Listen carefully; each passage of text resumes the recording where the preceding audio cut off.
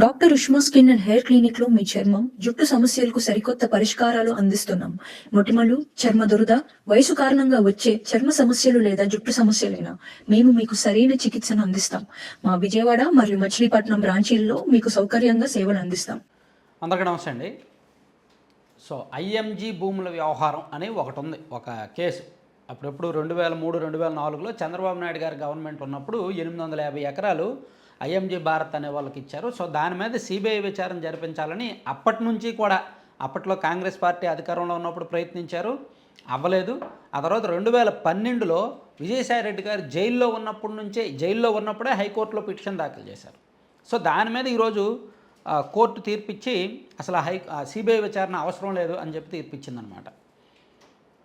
దీనిలో ఏంటంటే ఐఎంజీ పేరుతో క్రీడాభివృద్ధి నిమిత్తం హైదరాబాద్, గచ్చిబౌలి, రంగారెడ్డి జిల్లా మామిడిపల్లిలో 850 ఎకరాలకు భూ కేటాయింపులతో పాటు 2003లో కుదుర్చుకున్న అవగాహన ఒప్పందాలపై సిబిఐ దర్యాప్తు జరిపించాలని విజయసాయిరెడ్డి దాఖలు చేసిన పిటిషన్ని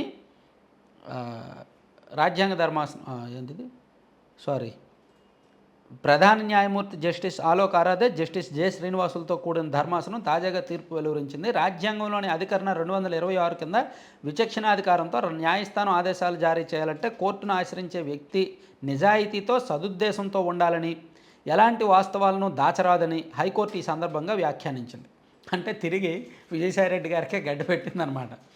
మీరు నిజాయితీతో, సదుద్దేశంతో పిటిషన్లు వేయాలి అని చెప్పిందనమాట. యాక్చువల్లీ ఇది ఇప్పుడు విషయం కాదు. 2004లో, అంటే 2004కు ముందు చంద్రబాబు గారు తీసుకున్న నిర్ణయం మీద 2004లో రాజశేఖర రెడ్డి గారి ప్రభుత్వం వచ్చిన తర్వాత అప్పట్లోనే రాష్ట్ర ప్రభుత్వం నిర్ణయం తీసుకుంది, ఈ భూముల వ్యవహారంలో సిబిఐ ఎంక్వైరీ చేయించాలి అని. ఆ మేరకు జీవో కూడా ఇచ్చింది. జీవో ఇచ్చిన తర్వాత కేంద్ర ప్రభుత్వానికి రిపోర్ట్ కూడా చేశారు. కాకపోతే కేంద్ర ప్రభుత్వం రెస్పాండ్ అవ్వలేదు, ఆ సిబిఐ విచారణ ముందుకు వెళ్ళలేదు. సో ఈలోగా అప్పట్లోనే గతంలో జగన్మోహన్ రెడ్డి తల్లి విజయమ్మ వేసిన ప్రజా ప్రయోజన వ్యాజ్యంలో, అనంతరం పాల్వాయి గోవర్ధన్ రెడ్డి దాఖలు చేసిన క్రిమినల్ కేసులో కూడా ఐఎంజీ భారత్ అకాడమీస్ ప్రైవేట్ లిమిటెడ్కు భూ కేటాయింపుల విషయం ఉన్నా దీన్ని ప్రస్తావించకుండానే విజయసాయిరెడ్డి తదితరులు ఈ వ్యవహారంలో సిబిఐ దర్యాప్తు కోరుతూ పిటిషన్ వేయడాన్ని హైకోర్టు తప్పుపట్టింది. ఐఎంజీ భూముల వ్యవహారంలో యాక్చువల్లీ కేసు లేదు, ఫిర్యాదు లేదు మొదటి నుంచి కూడా. ఐఎంజీ భూముల వ్యవహారం ఒప్పందంపై సిబిఐ దర్యాప్తు చేయడానికి ఎలాంటి కేసు నమోదు చేయడం కానీ, ఫిర్యాదు కానీ లేవని ధర్మాసనం పేర్కొంది.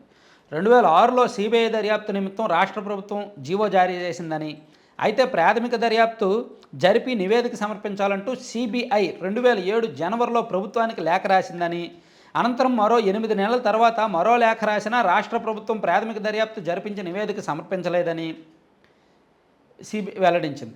అనంతరం అప్పటి ముఖ్యమంత్రి దర్యాప్తు చేపట్టాలంటూ సిబిసిఐడికి ఆదేశాలు జారీ చేసినా దర్యాప్తు చేయలేదని, దర్యాప్తు ఎందుకు నిర్వహించలేదో ప్రభుత్వం ఎలాంటి కారణాలు చెప్పలేదండి. అందువల్ల సిబిఐ దర్యాప్తునికి ఆదేశించడానికి ఎలాంటి కేసు, ఎలాంటి ఫిర్యాదు లేదు కాబట్టి ఇప్పుడు సిబిఐ దర్యాప్తు అక్కర్లేదు అని హైకోర్టు తీర్పిచ్చిందనమాట. అంటే ఎప్పుడుదో పాత విషయం.